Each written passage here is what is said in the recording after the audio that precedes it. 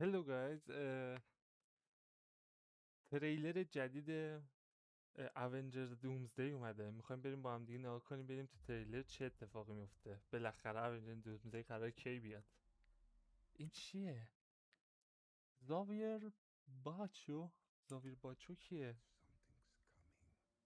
Something's coming. اوه دکتر ایکس. بزنید زیر نویسم براتون روشن کنم. خود دوم. این نوع صحبت کردن واسه تونی نیستش. این نوع صحبت کردن واسه کیه؟ این یه راوی جدیده.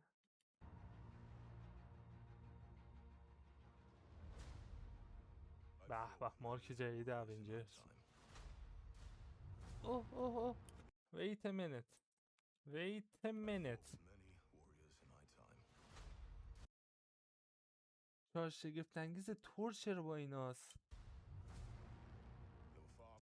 با کی؟ انتمن. میگم که سولجر جدید و کیا رو داریم؟ نیو اونجرز هم هست. به نیو اونجرز.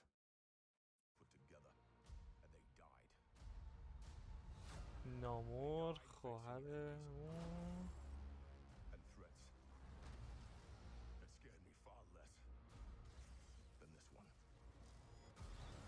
اوه به به، سایکلاپس و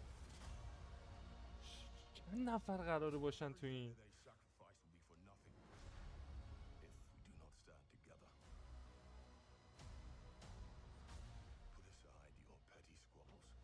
به به.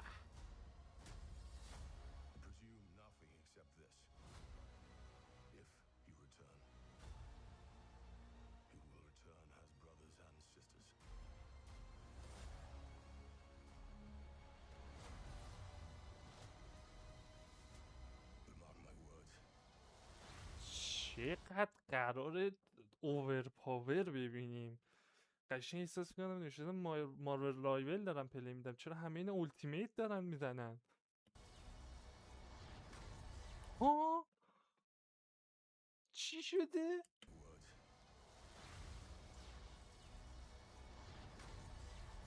داداش تو با این تبر زدی 5 تا استون رو ترکوندی. تانوس نتونست جلوتو بگیره، بعد این داره با 2 تا انگوش جلوتو میگیره.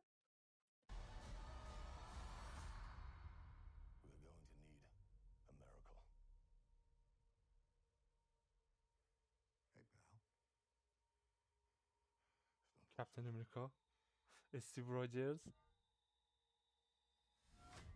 به به. خب اینو گفته بودن هست، هممون میدونستیم هست. کلا دیگه زمان مفهومی نداره تو اونجرز.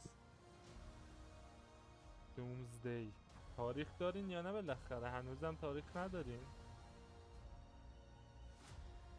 12 18 20 18 12 26. به به.